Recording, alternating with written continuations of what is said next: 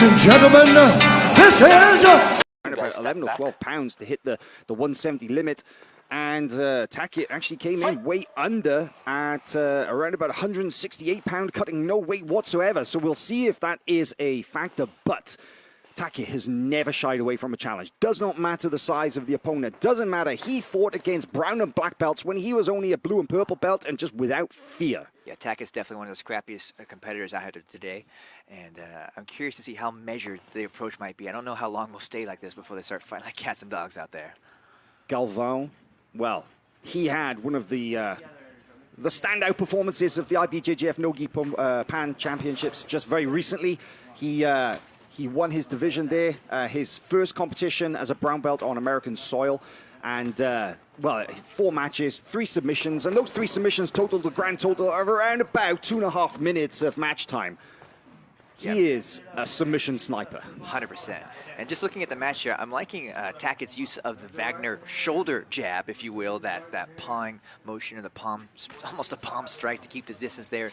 Wagner employs that to great effect. It really gets in the mind and head of the competitors. But Mika's probably always seen some of that as he's been training down there with Wagner and Cyborg and the guys at Fight Sports for a few weeks now. That is a great point, Chase, that Galvão, he arrived here in the United States a couple of weeks ago. Him and his father, Melky, they have been based at Fight Sports in Miami, training with Roberto Cyborg and the rest of the crew there. And, well, we've actually got plenty of training videos on the site. And look at that outside leg hook there into a front headlock here, possibly onto a...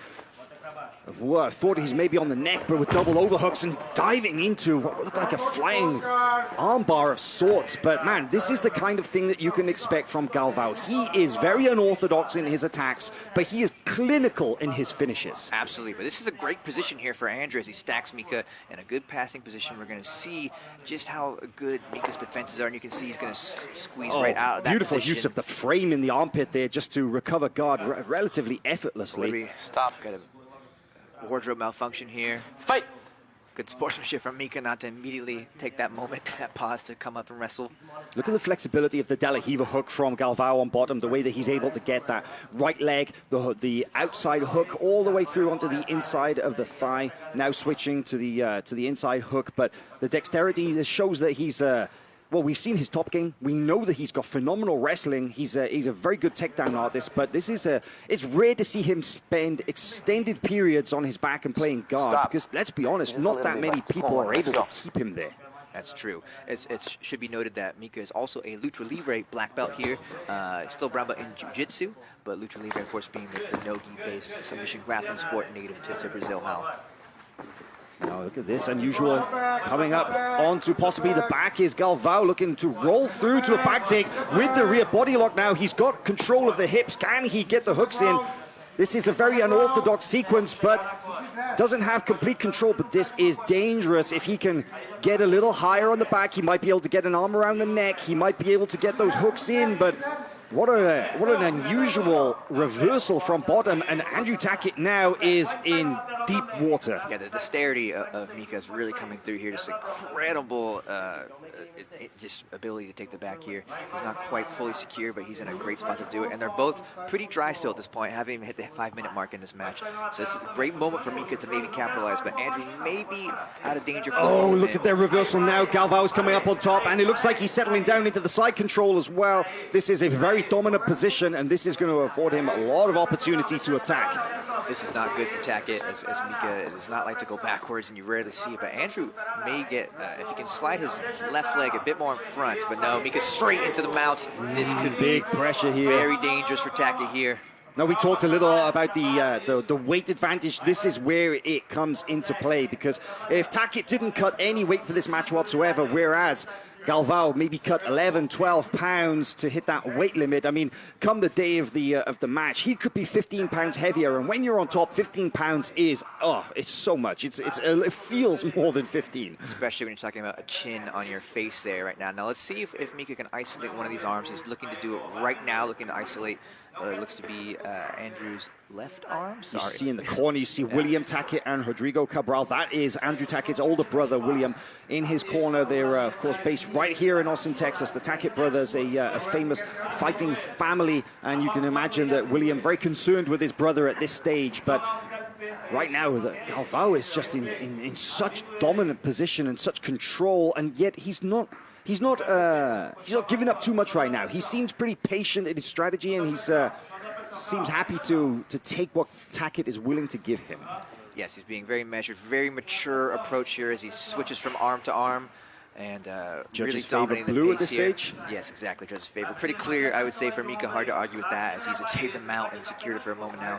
And I like how he's trying to pry up whatever arm he can take. Right now he's looking at Tackett's left arm, but maybe he'll switch back to the right. He's just kind of cooking him, hoping to isolate one of these limbs and secure an arm lock of some sort. Yeah, at this stage, when you're in the mount, it's very difficult to attack somebody who is completely shelled up. The idea is to try and get those elbows away from the upper body to try and create some separation there. But look at that. Now with the underhook and crossface, you see that Galvao actually gives up the mount, goes to a knee ride, and then settles down into this side control position, because let's be honest, Tackett wasn't giving anything away, and now it feels like Galvao is maybe, he's actually actively looking for something, and this is an opportunity for Tackett to recover guard and possibly stage a counter-attack of his own. What a scramble right there. Beautiful escape there from Andrew Tackett, coming into the top position, and now in a position to stamp his authority on this match. Yeah, that was very, very smart of Andrew to stay calm there, stay composed, not give away anything easy, and he was able to get back on top, which I'm sure he's happier about as he looks to go for this double under pass again. But I'm wondering if we're going to see the pace ramp up. Both these guys can go forever. It's been very, very calm throughout, and I'm wondering if Andrew may be a little more eager to get something off in a quick manner here coming up in these next several minutes. You know, the one thing that is really obvious to me so far from watching this match, Chase, is that Galvao, his expression has not changed. Whether he is in a bad spot and he's defending, or whether he is in the attack, it is just this expressionless look, mouth closed, breathing through his nose, and just doesn't seem flustered by anything that Tackett is offering so far, and he just seems so calm. Yes, absolutely, and you can see Tackett's trying to make this a little bit grittier. You know, he likes making the match a little ugly. That's his style, right? That's the style. That's the strategy, is to really wear on somebody, start to maybe break them mentally. Tackett said in his interviews that that's what he wanted to try and do, but Mika clearly is not phased at this point in time and has already led the way in this match out. You know, the one thing I gotta say though, I gotta call this out. I respect this because Tackett has not taken a backward step. The moment that he came on top and he was able to escape that position, there was no retreat.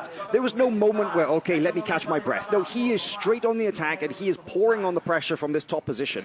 But he hasn't been successful yet in finding the key to Galvao's guard. He hasn't been able to navigate his way past those obstacles and get into a control position. That's very true, and I think Mika has really made the pace of this match what he wants it to be. He's really controlling and he's sweeping when he needs to, but he's not really upset about holding position on bottom for a little while, biding his time, as Andrew is really trying to force something. Mika, I think, is taking the game as it comes to him and waiting for the perfect moment here. And you look at this, you see the way that Tackett is knee slide passing, that he has his, instead of putting his knee on the floor, he puts it on the torso, and he was actually drawing Galvao to him. He was pulling on the back of the head to try and put the pressure on the sternum. Those are the kind of tactics you can expect from Tackett, because he likes to just pour the pressure on his opponents. He likes to really put it on them. But let's be honest, this is not the same Andrew Tackett that we've seen in the past, because usually his matches, they're so fast, it is hard to keep up. But this is definitely a slower pace, and I would say that Galvao has done a very good job of slowing him down and really deciding the pace of this match. Yeah, absolutely. Andrew here in an interesting exchange as he almost gets a footlock attack and looks for the back in the same moment, but reset here as Andrew again tries to go for this knee slice pass. Like you said, Mika remains unfazed by any of the aggression shown here from Tackett. Looks very calm, very happy to go into the exchanges, and now he's pushing back a bit on Andrew's face. This is going to be a chippy match home. Okay, so here's my question, Chase, is that now as we're approaching the 10-minute mark in this match, the judges will be asked once again who they favor at this stage and who they think is in control. Now, of course, Tackett, he spent the early part of the match in a very bad position. Galvao was clearly in control. But now at this stage, it is a little less clear as to who's in control, because Galvao is, yes, comfortable, calm, and yet it is possibly Tackett is the one is actually dictating the pace here a little bit. I think that's a fair argument, but Mika hasn't really given up an inch, but Tackett is certainly pushing the pace, I would say, in the last 5-minute period.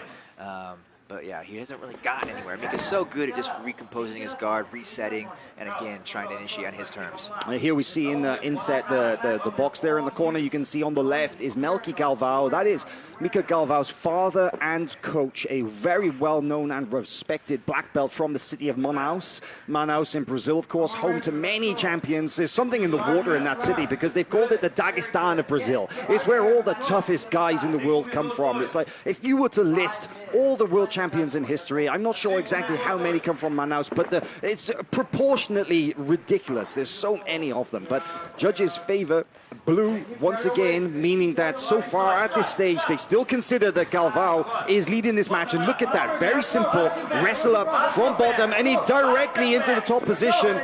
Nice spin out here from Tackett, possibly onto a leg attack.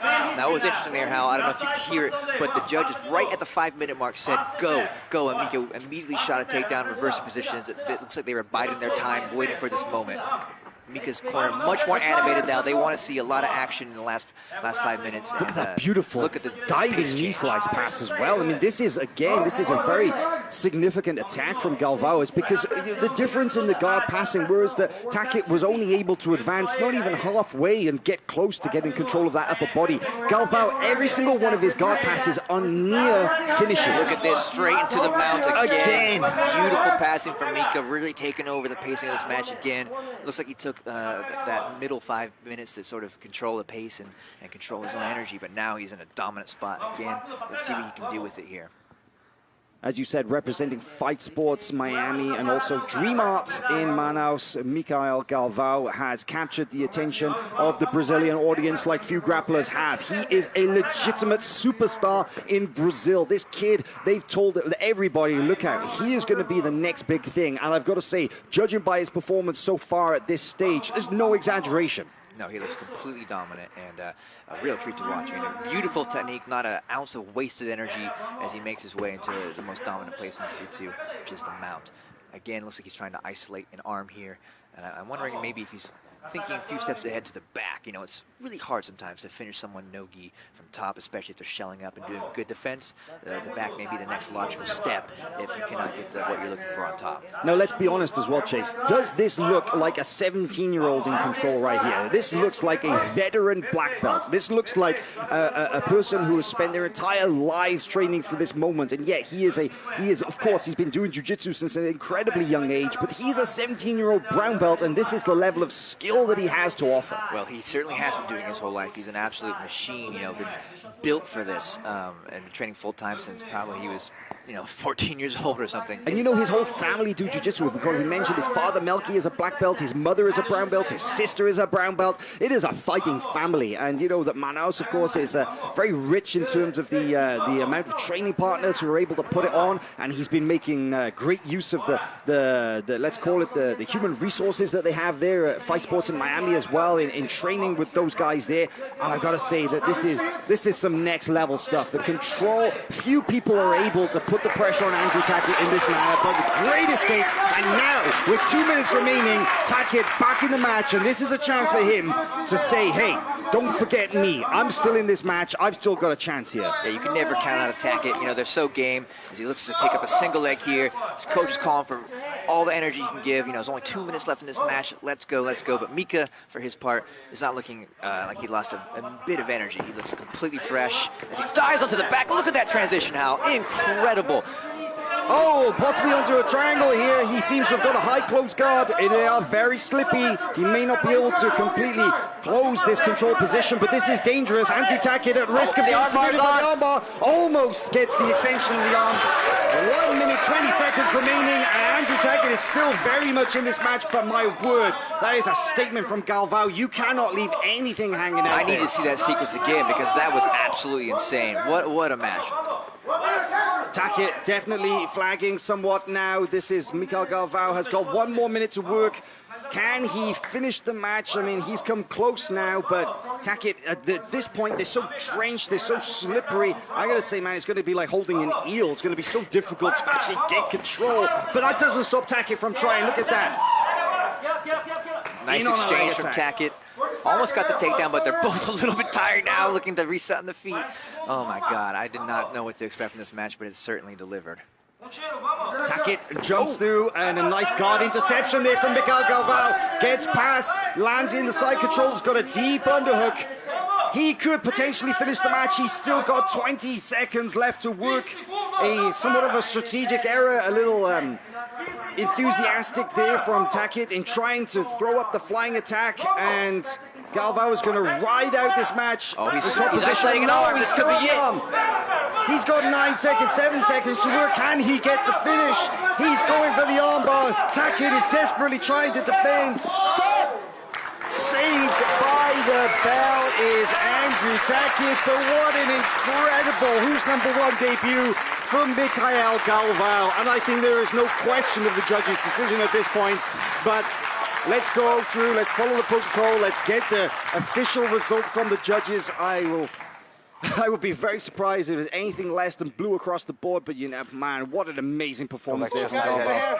And a great display of respect there from Andrew Tackett.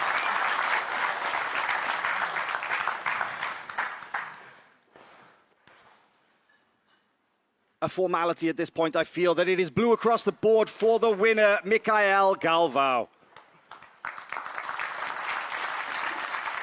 And your winner, out of the blue corner, representing Fight Sports, Mikhail Galvao.